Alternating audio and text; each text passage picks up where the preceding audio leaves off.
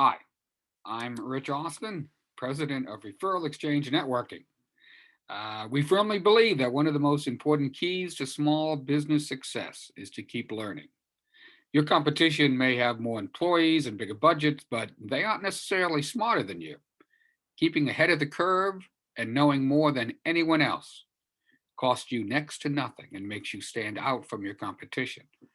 This is why we include a new educational component in our chapters every week. We call them our weekly BS fertilizer applications. BS standing for business success, of course. So let's get right to it. This week's BS is entitled Optimism. I've heard it said that the definition of a pessimist is a well informed optimist.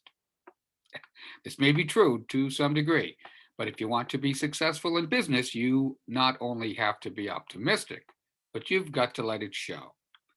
One study revealed that optimistic salespeople outperformed others by 88%. If being optimistic is demonstratively better, what do you do if you're not naturally optimistic or just having a bad day? Well, that old adage, fake it until you make it, it holds true in this case. Not everyone is naturally optimistic, but the people you come into contact with don't have to know that. Even on a bad day, studies show that faking a positive outlook and going through the physical motions of expressing positivity will trick you into feeling happier. Smiling, laughing, and being more gregarious will trick your brain into producing feel good hormones such as endorphins that are linked to pleasure, stress reduction, and pain relief. It may seem a little like New Age pseudoscience, but finding your own positive mantra can make a big difference. In any small business or entrepreneurial venture, things can go downhill without any warning. If you don't believe it, just look back on 2020. When this happens, it's easy to entertain negative thoughts, lose sight of the goals we've set, and feel our will to succeed slipping away. Mantras or positive affirmations, when believed, can keep you on track and optimistic, even on bad days.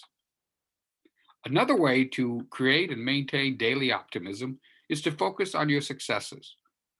Too often, we downplay our own accomplishments, ignore your inner critic, and reflect on past achievements, especially your success, and believe that you're going to make it happen again and again.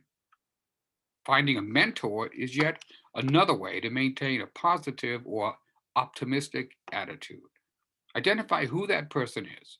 And when you find yourself up against a difficult problem or a demanding client, ask yourself, what would they do?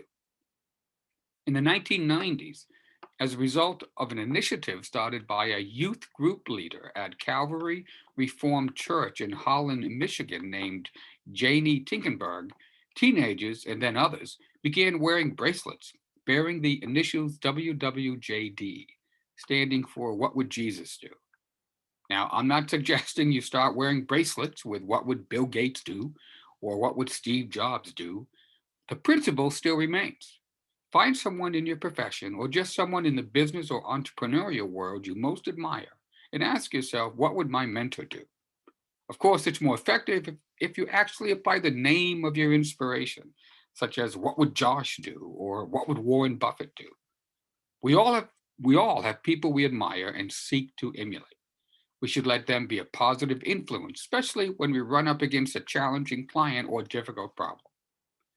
There are any number of ways to promote optimism within. Here's one I think is truly effective. Focus on the solution rather than the problem. A pessimist will only see the problem standing in their way and be unable to look beyond it. Staring at the problem or the disappointment won't make it go away. Rather than dwelling on the what ifs, put aside the regrets and the negative thoughts and look at the solution.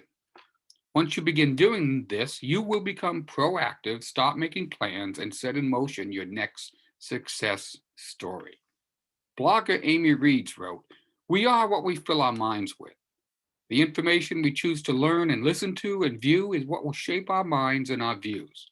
If we want to be positive, happy people, we need to fill our minds with happy and positive things. If we want to be successful, we need to fill our minds with things that will contribute to our future success. We choose what experiences we take part in, and what we do with our time. Every one of the activities we choose to participate in is determining who we are. If we spend our time doing things of no value, we're filling our minds with no value. But if instead we spend our time doing things of great value, such as spending time to learn a new skill, or practice a talent, or doing an act of service for someone, or working to accomplish a goal, then we are becoming a collective of those things of great value and feeding our minds with knowledge and charity. Everything we allow into our minds is determining exactly who we are. Only allow that which brings greatness. All right, well, I hope you enjoyed that. If you have any questions or comments, please reach out and let me know. Also, if you're interested in learning more about how you can be a member of Referral Exchange Networking to grow your business, I'd love to talk with you. Finally, please subscribe to this channel so you don't miss our weekly fertilizer applications that will help you grow your business. Until next week, everybody, stay safe.